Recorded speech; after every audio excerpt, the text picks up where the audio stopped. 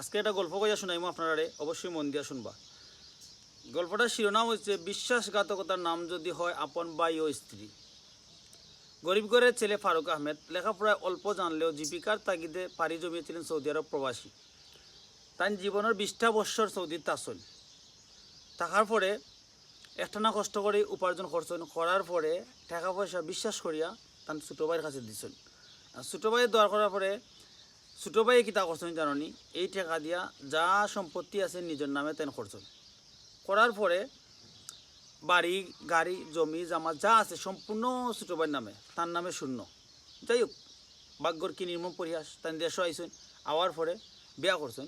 বিয়া করার পরে তাই মনে করেন যে তার 2 সন্তানের বাবা হয়েছেন। বাবা হওয়ার পরে আবার গেছেন তাই প্রবাসে।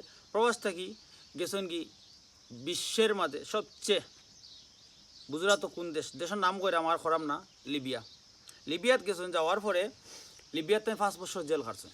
লিবিয়াত যে কোনো মানুষ যাওক, কাজে যাওক বা গেমর লাগি যাওক, জেল খাটতে হইব বাধ্যতামূলক। কারণ যদি এটা কয় যে না, মানে এটার দ্বারা সব হইতো না, তারপর হইতো না, জেল খাটতে হইব। আচ্ছা, জেল খাটার পরে মনে করেন যে 5 বছর জেল খাটার পরে আইয়া দেখুন তান সব কিচ্ছু নাই, সব শেষ, সর্বহারা। নিজের কেনা জমি বাড়ি কিছু তার নামে নাই। স্ত্রীকে নিয়া পাল্লাইয়া গেছেন তার আপন ছোটো ভাই। বর্তমানে তারা সিলেট শহরের বসবাস করডা কথা হইল। এরপরে যা সম্পত্তি আছে সম্পূর্ণ তার আপন ছোটো ভাইয়ের নামে। তা কোথাও আছে তারা কেউ জানে না। ফারুক মিয়ায় কইরা, ফারুক মিয়া যে মানে লিবিয়া প্রবাসী, যে প্রবাসীর কথা কইছি তার নাম হয়েছেন ফারুক, তার নাম হয়েছে ফারুক মিয়া।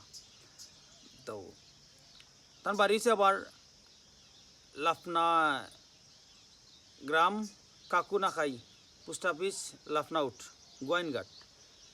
2008 সালে মুসলিম পারিবারিক অনুযায়ী তারা বিবাহ বন্ধে আবদ্ধ হয়েছেন জন্তা উপজেলার চিকানগুল ইউনিয়নের কড়াইগড় একমখণ্ডের তাজুল মৌলার মেয়ে ফাতেমা বেগমের সাথে।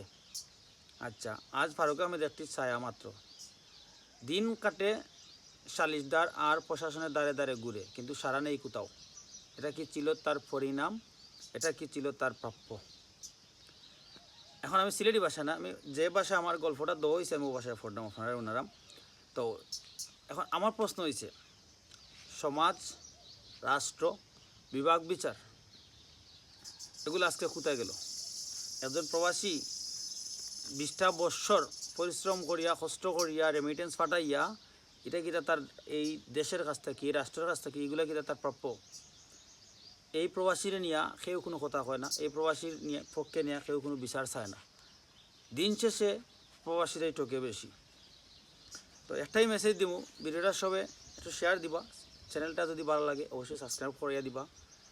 আর পরিশেষে এতটুকুই কই, প্রবাসে যারা আসেন যা কিছু করেন না এখানে বুঝে অন্য করেন যেন। ধন্যবাদ, ভালো থাকবা, আসসালামু আলাইকুম।